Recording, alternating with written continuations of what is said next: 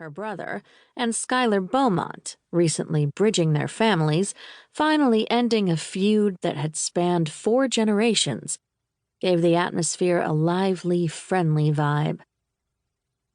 Isla shook her head. A Beaumont and a Wakefield together.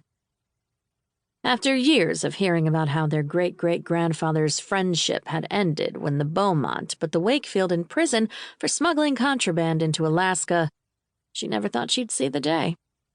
Or be okay with it.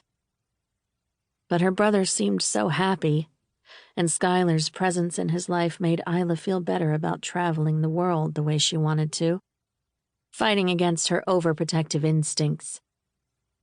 Since the spring, she'd been to Australia, California, and South Africa. She was home for the holidays, enough time to figure out what her next adventure would be.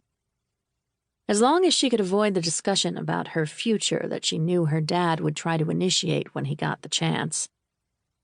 From across the room, he waved for her to join him and the group he was chatting with, people she recognized from his law firm. He was a semi-retired defense attorney, but still kept a finger on the pulse of the business in Port Serenity, taking on a case or 2 every year, usually high-profile ones that earned him praise and recognition. He was the best at what he did, helping a lot of innocent people avoid jail time or unfair sentencing. And it was no secret he wished she'd follow in his footsteps. She pretended not to see the gesture. She needed more time before that conversation, and besides, she was there to enjoy herself. As much as she could, anyway.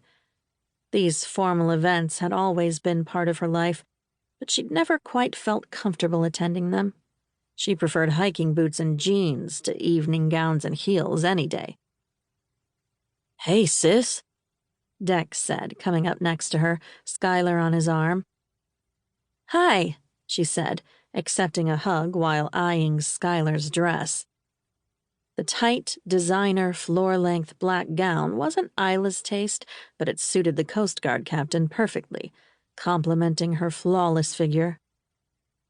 Isla knew Schuyler was also secretly appraising her choice of a Christmas red mini. "You look beautiful," Isla told her sincerely.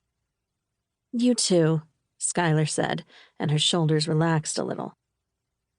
Obviously, they were sticking to the unvoiced pact to leave the past in the past and move on after years of not getting along. Which was good, because the huge rock on Schuyler's left ring finger was a reminder they'd be family soon. Family. Was she really family? Instinctively, Isla's hand returned to the pendant around her neck, and she took a quick gulp of champagne before nodding toward the ring. "Congratulations again, you two." She'd been portal-edge camping on the side of a mountain in California when her brother had called with the good news. Good thing she'd been harnessed in.